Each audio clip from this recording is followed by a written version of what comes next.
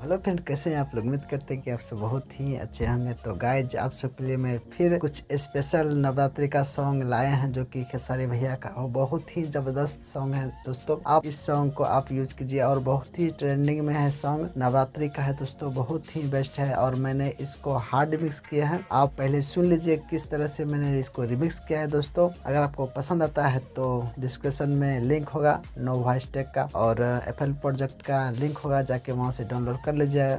Download करने से पहले आप इस वीडियो को फुल वॉच कर लीजिए क्योंकि इसमें 4 स्टेप में दोस्तों पासवर्ड दिया गया है दोस्तों, आपको स्क्रीन पर दिखा जाएगा। चलिए वीडियो को स्टार्ट करते हैं। वीडियो स्टार्ट करने से पहले आपसे छोटी सी गुजारिश है दोस्तों, अभी तक इस चैनल को आपने सब्सक्राइब नहीं किया है तो प्लीज सब्सक्राइब कर लीजिए और बगल में बेल आइकन है उसको प्रेस कर दीजिए और बगल में लाइक है उसको लाइक को दबा दीजिए और दोस्तों के साथ शेयर कर लीजिए क्योंकि दोस्तों आप सबके लिए मैं नो वॉइस टेक और नो वॉइस टेक MP3 और FL प्रोजेक्ट और आप सबके नाम का वॉइस टेक देते रहते हैं। तो चलिए वीडियो को स्टार्ट करते हैं। किस तरह से मैंने इसको रिमिक्स किया है वो आपको दिखा देते हैं डेस्कटॉप के स्क्रीन पर। तो चलिए दोस्त वीडियो को स्टार्ट करते हैं।